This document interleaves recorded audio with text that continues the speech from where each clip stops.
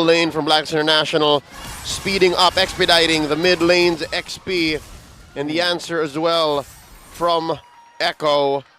Interesting enough, of course, as you have to do, you babysit Oheb, Renegade, staying close. Yeah, very interesting that Sanford actually rotated towards the mid lane to sort of like help the tank support clear against the Valentina.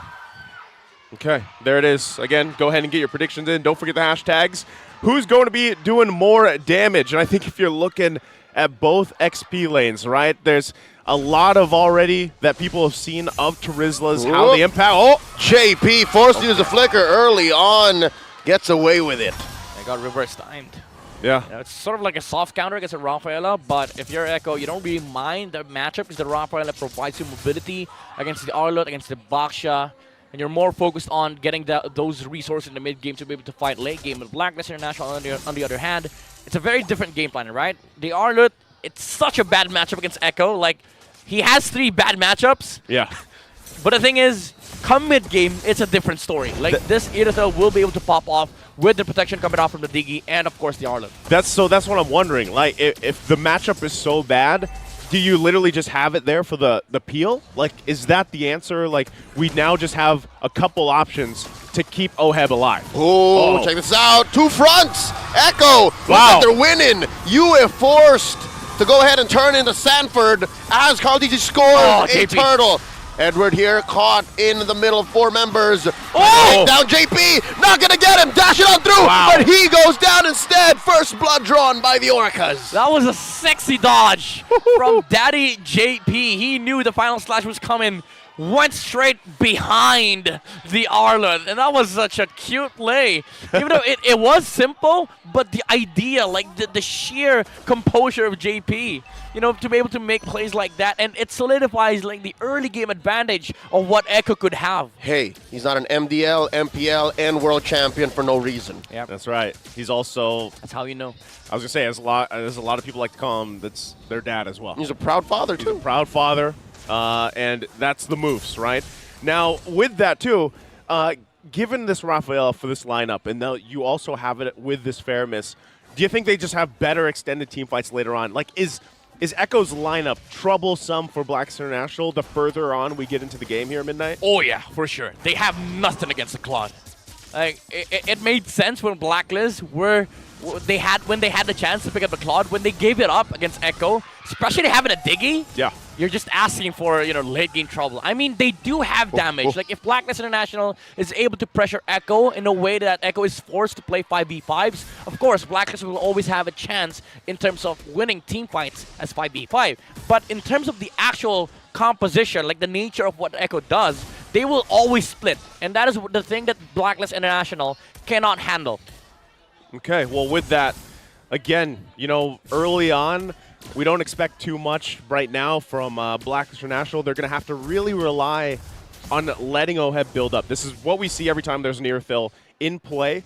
So expect that, right? In time, maybe buy those Lords, especially when he starts to pop off here. Meanwhile, he's just got to farm up. The rest of the team has to do what they have to fight these objectives. And now that the second turtle's up, 4 members, BLACKLIST International, going to show face against the full force. 40 coming in with a penalty zone, forcing out an early times journey from Renegade as the turtle gets reset. Check out the minimap, folks. Oheb has already switched up. He's in the XP lane.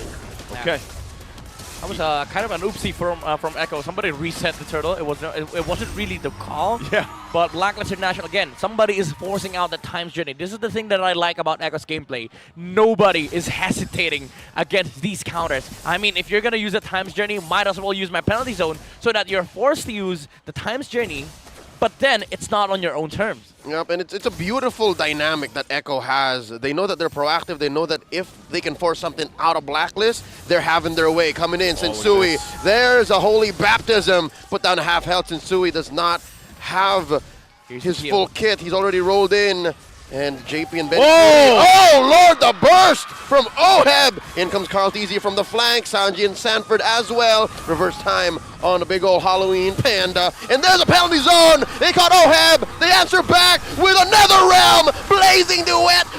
Yeah, Renegade put down to a fraction of his health. They traded out already. Oheb down. They're still going. Edward dashes on through. Sanji down 2 for 1. The trade. Final slash. Sanford, where you going? Down underneath the ground. Agent Zero gets 2K.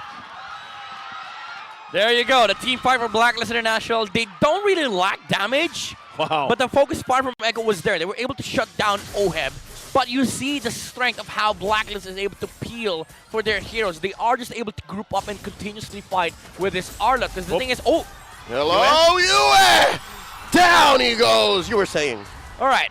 That was a very good pickoff coming out from Echo. But again, Blacklist International, the way this lineup works is that you just have so much to deal with in the front lines. They won this fight. Reverse time on the Carl Easy, forcing out a heavy spin and another realm. Echo and Black not letting Midnight finish his thoughts. Exactly. You know, that's how really that's frustrating. That's how it feels for Echo. Like, the way you want to approach this fight is you want a clean team fight, right? You want to be able to force out the Time's Journey, force out the Nether Realm, use the Blazing Duet and Heavy Spin to deal with Blacklist International, but they're not letting you. You know what's funny? Every time you fight into them, they distract you. And not only that, but I feel like every analyst that sits on a desk with an Echo game is literally, if you vision the Echo Express and the analyst is trying to talk while the train is going. Like, that's what it feels like, because when they can counterpunch, when they can initiate, whatever they decide to do, they're usually able to find it. But right now, I would say it's even Stevens, right? And now Carl T's going to be forced out of this. Oh, big damage coming in. Penalty zone, heavy spins, and Sui already pressed the retribution. They scored. Time's Journey, ensuring that Blacklist will be able to get at least one as they pile on to Sanford. Yue gets the kill off camera, though. Echo called for the trade, pushed in that gold lane tier 1.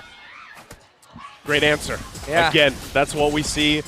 Answer back and forth between both teams right now. This is great to see, because it's literally them both just duking it out here. Here they go again, Carl Teasy. Oh, they're not done, man. They want to take down Carl Teasy. Put down to a fifth of his health. Heavy spin, stolen away by Yue. No veil, and a final slash. Carl Teasy still here. Put down to a tenth of his health. Sanji gonna get popped. Nether Realm underneath tier 1 in mid. He's alive. Sensui looking to commit Grand Theft Orange. Can Carl Teasy survive? He does, but only a second more. 2 kills coming in. Edward is on fire. Benny Cutie does not want to force the issue. Edward's still here. Flickers on out. Looking for a protection racket from Renegade. Time's Journey inside their own jungle. Echo are getting punished. What's going on? What? Holy moly. These two teams just duking it out. I mean, the whole team. Oh, Sensui. Oh, he got his purple there, but gonna get punished by Sanford. Dear Lord, is Echo getting rattled, or is it just me? Blacklist International, they're getting everything that they want. Even though they lost Edward and Renegade right there, Sensui was able to seal both buffs. And all the while, Oheb was just pushing towers. He was getting a lot of farm on the map. He's now 800 up compared to the Claude, which gives Blacklist International more space in this mid-game. I was not allowed to talk during those moments, but so does Echo. They were not allowed to fight into the Arlott because he was just dashing right through all of the heroes of Echo. You know what the great thing about that is, they're allowing Oheb. Yeah, he got that solo kill by himself, you know, with his team. Oh, look at that. Dear Lord. Wow. Just 2 seconds underneath that crossbow. Yeah. And nothing. Edward just said, you don't need me, man. You don't need me now. The Lord dance has begun. First Lord of the game spawned up. Reverse time put in. JP taking a lot of damage. Sanford hit here with a final slash. Penalty zone on the 4. Plus another realm. Where are y'all going? There's way too much damage coming in from Blacks International. Extra health popped already. Oheb. Stunned. Oheb here getting pushed into that wall. Not enough damage. Left out in no man's land. That's a pick-off for Blacklist. Wow, again, the response, the counter punches coming from Blacklist International on point just when you thought too. But right now, it doesn't even look like they want to go ahead and give this Lord up just yet. Echo wants to stay in it. Sanji coming through, gets phased right into the afterlife. And that's it. Blacklist scoring back-to-back. JP goes down as well. And this whole time, the only trade Echo can find is a turret down bot. Screw bad matchup, says Edward. What you want, again, is the peel in the mid game, the ability to protect your Irithal. Even the Karl'Tezi earlier on had an amazing angle to use the heavy spin onto the Irithal. There was no backup damage. The Claude was still far away from Echo, and Blacklist knew they had the upper hand, the advantage when it came to that fight because they had the Irithal near their Lord. And mind you, Blacklist International even pulled off an Echo. They were trying to bait out the Lord, and when Echo tried to contest, they reset it and went for the 5v5, well, 5v4 engagement. Yeah, again, in all this, before all broke out, they got BennyCutie before this fight broke out. You see how this all works out. Yeah, there's some great layering of ultimates being used by Echo, but even Oheb able to stay alive, attacking that minion, get some of the health back. The Haas gets him, and you know, that is troublesome. Now they're going to be charging into the base of Echo here for game 1. Oh no. That's the Lord still up. Another big penalty zone answered back with a times journey. Karl'Tezi already fell underneath a sea of bodies, and it's his lone corpse sitting there. What happened? It's hard for Echo to fight into this because you're not, oh, Edward. Oh, this is prime Ube, folks. Blacklist already inside Echo's base. Oh, they're gonna call it. They're gonna call it. This is the disciplined play from Blacklist. They'll move on to bot. Gonna take the bot lane in here. We'll see if they can actually get this turret. They're going to go for it, though. Karl'Tezi and BennyCutie down. Oh, Holy Baptism. Not enough damage. Oh! Big penalty zone through. Renegade still alive, and he keeps his health. He keeps himself up. Flicker on out. The shutdown on the Yue. Sanford gets one. Another one falls. Karl'Tezi finds Oheb. Renegade still barely alive. Can they take down Edward? A lot of bounty on Agent Zero's head, too. Blacklist shimmies on out of there. Wow, that was an amazing clapback coming out from the Trisdorf Echo. Sanford hit an amazing penalty zone onto, what, that was 5 heroes, right? 4 or 5, about 4 or 5. That was the entirety of Blacklist International, and Oheb, unfortunately, didn't have the sprint at that time, and he has already used the heavy crossbow, so no jump was available for the Irithal. That's why Echo was able to catch up and take out the gold laner of Blacklist International. And with that play, they've also kind of whittled down some of that gold lead that was getting out of hand, you know, for Blacklist International, which is crucial for them because, you know, still, BennyCutie is about 1,000 gold behind here. You can even see with this win probability, still favoring Blacklist International right now. But I would say if we get down another 5 minutes or so, if Echo somehow holds on, then their fighting capabilities with the heroes that they've drafted will give them some of the upper hand in terms of these long team fights. Especially, I think a big part of that is if somehow, some way, Echo gets the times journey out. If the times journey is gone for Blacklist International before a big fight breaks out, they're at a disadvantage, right? And then it becomes a mini game in itself for Yue on what ultimate he takes. Oh, Sensui rolling around. Here comes the Lord Dance. Putting up a perimeter. Slight advantage here for Echo, given that they're slowly pulling over to their side. Watch Edward's positioning. Yue stole the Netherrealm. Very key ult here. BennyCutie looking for some stacks on the Art of Thievery. Doesn't have enough. Be my on out. Sanji, though, very skittish. Sensui looking for one. Oh, he catches Karl'Tezi. When's he gonna break out? They're gonna hold him here. Ouch, Carl. Wow. And there's a final slash coming in. The answer, the Netherrealm. They're all scrambling underneath. Extra life taken down. Benny. No more extra HP coming in. Blazing duet. BennyCutie gets blasted here by Yue. And Blacklist are calling all the shots. Down goes Oe, but traded out for 3. Down goes Sanji, down goes JP, BennyCutie as well. Karl'Tezi bites it. It's just 40 and Sanji. What a fight.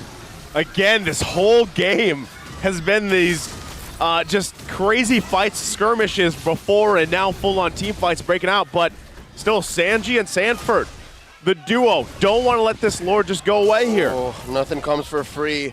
Next big objective here, a Luminous Lord, Karl'Tezi, about 10 seconds away. JP and BennyCutie just spawned. Black's gonna blitz this. They got this one. So now it's up to Echo once again on the defense.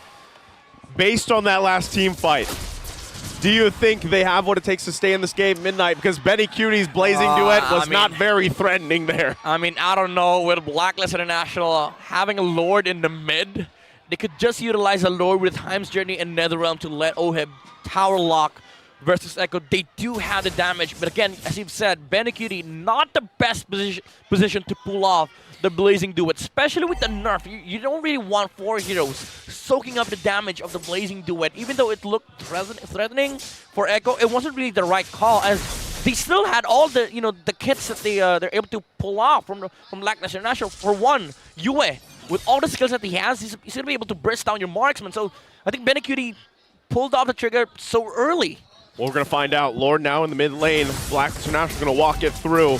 Echo's got to handle it. Turret at the top goes down. 2 waves, top and mid coming in. It's already broken out. Ult's coming in from Sensui. The Realm has been popped. Penalty zone from 40, and they're still waiting. 40 goes down. Oheb slays him. Still alive. Already extra HP spent in from Echo. Blacklist still has a few bits of buffer. God, Edward! Down goes Benecutie.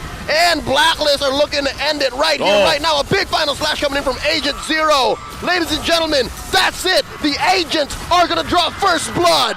And Blacklist International takes game 1. They make a step closer to breaking their own streak against Echo here.